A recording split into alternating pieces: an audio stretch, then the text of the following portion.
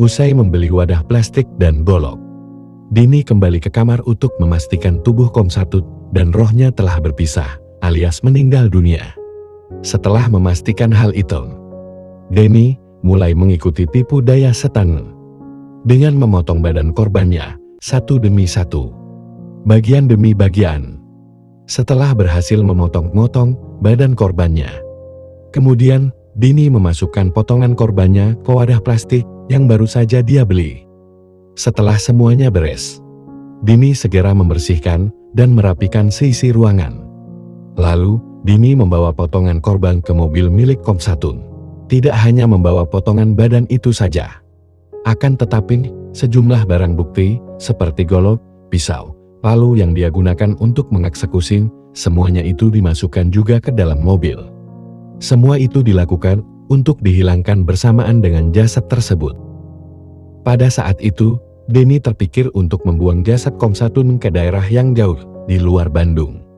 Kemudian, dia memutuskan membawa jasad tersebut ke daerah asalnya, yaitu Jawa Tengah.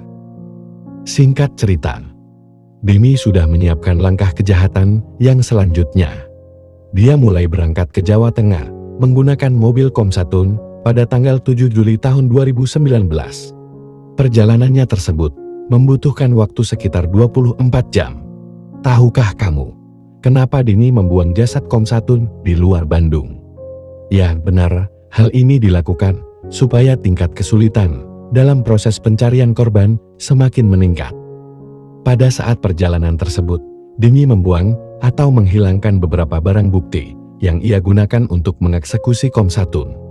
Kecuali palu, yang mana benda itu merupakan alat utama dalam menghabisi nyawa Komsatun. Dini membawa palu tersebut ke Banyumas, lalu menyembunyikan di kediaman orang tuanya. Sobat Pupus, betapa licik dan kejam ketika seorang manusia mengikuti hawa nafsunya. Saat itu juga, setan masuk, lalu membisikkan kejahatan ke dalam hati manusia. Ketika itu terjadi, manusia jadi hina, bahkan lebih hina dari binatang.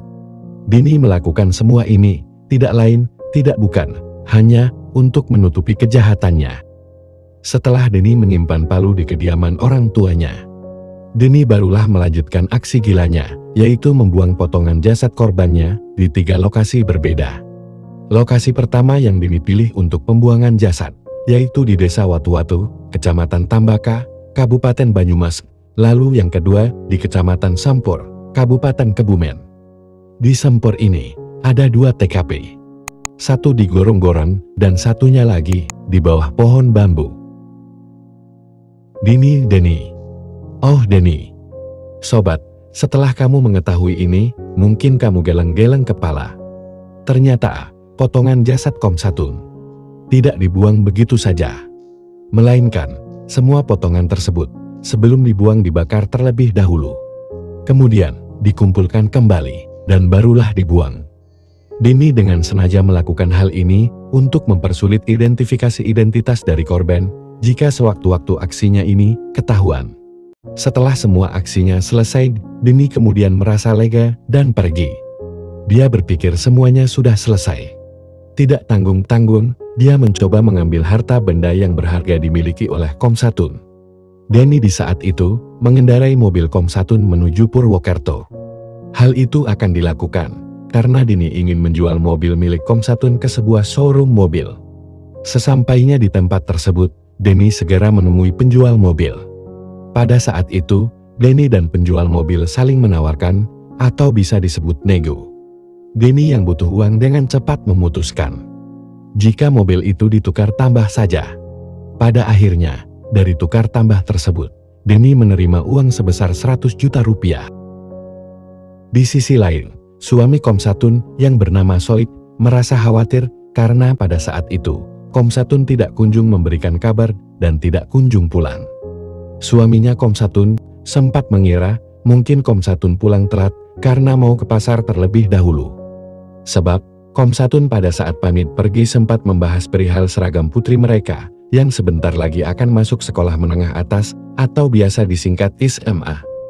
Namun, setelah menunggu lama sampai matahari terbenam, tepatnya pukul 17.44 waktu Indonesia bagian Barat, Komsatun tidak ada kabar. Soib sebagai suami, menunjukkan sikap seorang pemimpin, yang mana bila anggota keluarga tidak ada kabar, dengan segera mencari keberadaannya. Pada saat itu Soib sudah mencoba menelpon Komsatun, akan tetapi handphone Komsatun tidak bisa dihubungi. Soib dengan rasa was-was, menunggu Komsatun.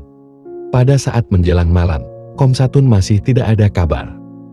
Soib bahkan menanyakan kepada putrinya, apakah ibunya sempat memberikan kabar selama hilang kontak tersebut.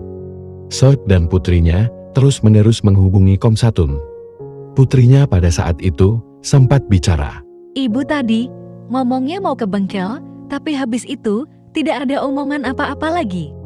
WhatsApp-nya juga terakhir aktif sekitar pukul 1 siang, terus sudah tidak aktif lagi. Soib yang merasa usahanya tidak ada hasil dalam menghubungi Komsatun.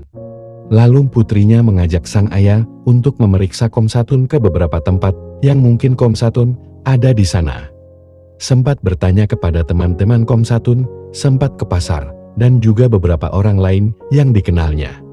Namun hasilnya nihil. Hingga dini hari Komsatun masih belum memberikan kabar sama sekali kepada pihak keluarga.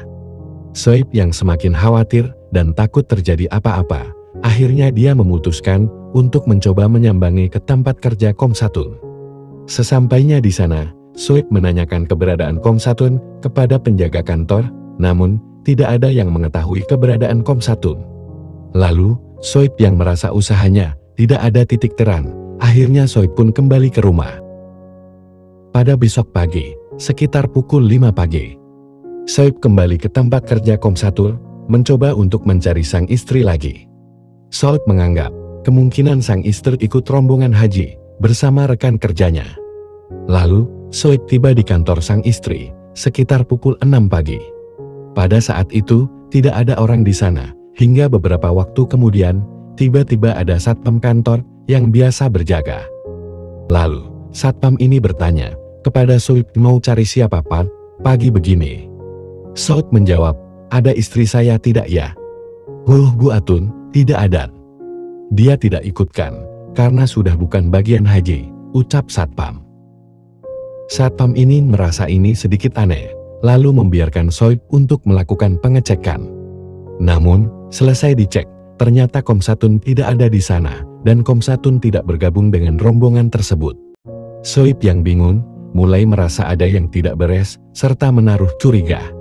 Pada akhirnya Soib pun menyerah, dia tidak menemukan istrinya tersebut, dan kemudian timbullah rasa curiga.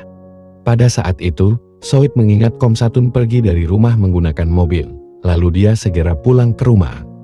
Tiba di rumah, Soib langsung mencari BPKB mobil, karena dia curiga, apa jangan-jangan Komsatun mencoba menjual mobil tersebut. Pada saat dicek, ternyata benar BPKB mobil sudah tidak ada dalam lemari. Di sisi lain, Soib terus berusaha mencoba untuk mencari Komsatun. Soib juga sempat berkomunikasi dengan pihak Depak Kanwil Kota Bandung dan melaporkan kehilangan istrinya ini ke Polsek Cileunyi. Semenjak istrinya hilang, dari mulai hari Senin hingga hari Rabu, Soib tidak kunjung mendapatkan titik terang. Singkat cerita, beberapa hari kemudian, pada suatu hari, ada seorang warga yang sedang berjalan di sekitar hutan milik perhutani Banyumas. Tiba-tiba orang tersebut dikejutkan dengan penemuan beberapa anggota tubuh yang sudah hangus terbakar. Melihat hal itu, seorang tersebut berlari sekuat tenaga, lalu berteriak dan sambil meminta bantuan. Pada saat itu juga, dia melaporkan temuannya ke pihak polisi. Pada saat itu, pihak kepolisian yang menerima laporan tentang penemuan potongan tubuh tersebut segera menindaklanjuti kasus ini. Tidak butuh waktu lama, pihak kepolisian tiba di lokasi dan langsung mengidentifikasi potongan tubuh tersebut. Setelah melalui proses yang rumit, potongan tubuh itu teridentifikasi sebagai seorang perempuan dengan identitas bernama Komsatun Wacida. Soib yang mendapatkan informasi dari Polres Banyumas merasa terkejut atas info yang diatina itu.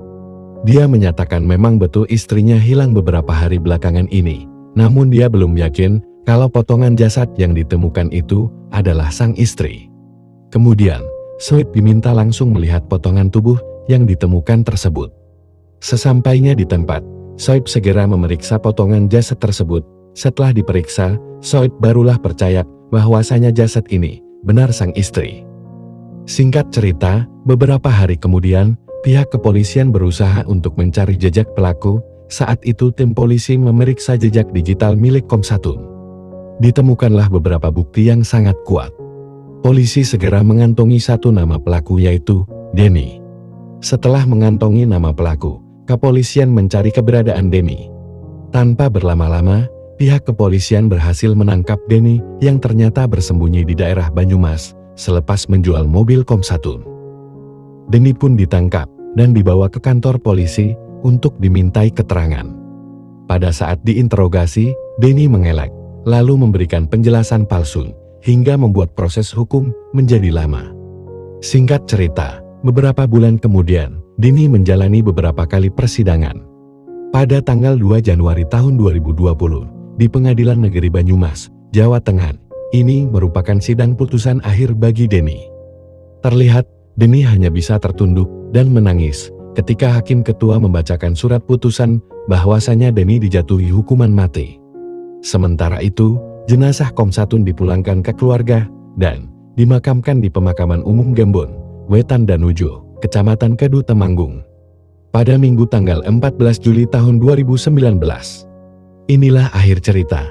Jika Anda berselingkuh, share cerita ini ke keluarga kalian supaya mereka tahu kisah ini ada di kehidupan kita.